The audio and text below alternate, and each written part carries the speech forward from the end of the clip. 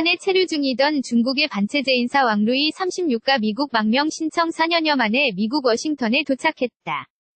홍콩 명보에 따르면 그간 미국 망명 의사를 피력해왔던 왕루이가 미국과 타이완 정부의 긴밀한 협조와 비밀 공작 끝에 지난 12일 미국 워싱턴에 도착했다. 이는 타이완 정부가 2002년 대만으로 도피해온 텐난먼 사태 당시의 민주파 인사 탕이안 을 미국으로 이송시킨 지 16년 만에 처음으로 중국 반체제 인사의 미국 이송에 성공한 것이다. 왕루이는 미국 도착 후 미국 정부와 타이완 정부의 도움에 감사드린다며 중국의 민주 실현을 위해 분투하겠다. 머지않아 중국인들이 진정한 민주와 자유를 얻게 될 것으로 믿는다고 말했다.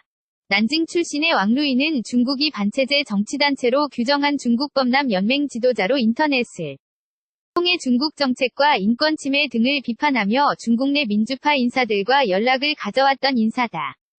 타이완 정치인의 중국 방문을 환영하는 플래카드를 내건 일로 당국에 체포돼 구타당했으며 이후에 여권을 압류당하고 장기간 감시를 받는 등 고초를 겪었던 것으로 알려졌다. 왕루이는 이후 2014년 단체 관광객의 일원으로 타이완에 넘어왔다가 중국에 돌아가지 않고 타이완에 체류하며 미국 정부의 정치적 망명을 요청해왔다. 타이완 정부는 중국의 반발을 의식해 이번 사안에 대한 입장 표명에 소극적인 태도를 보이고 있다.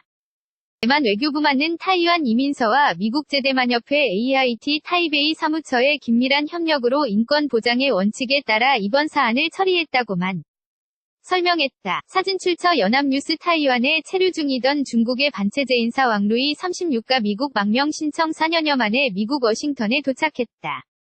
홍콩 명보에 따르면 그간 미국 망명 의사를 피력해왔던 왕루이가 미국과 타이완 정부의 긴밀한 협조와 비밀 공작 끝에 지난 12일 미국 워싱턴에 도착했다.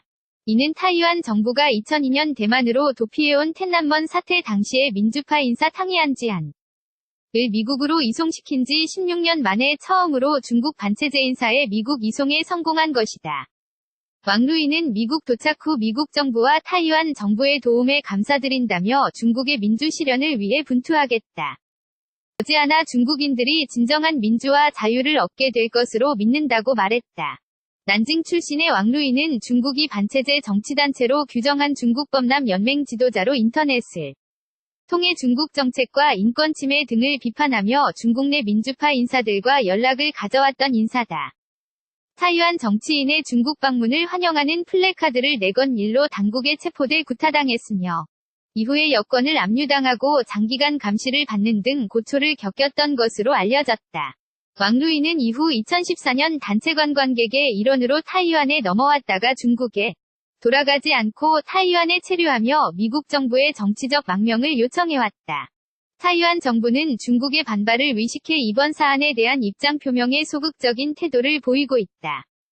대만 외교부만은 타이완 이민서와 미국 제대만협회 AIT 타이베이 사무처의 긴밀한 협력으로 인권 보장의 원칙에 따라 이번 사안을 처리했다고만 설명했다. 사진 출처 연합뉴스.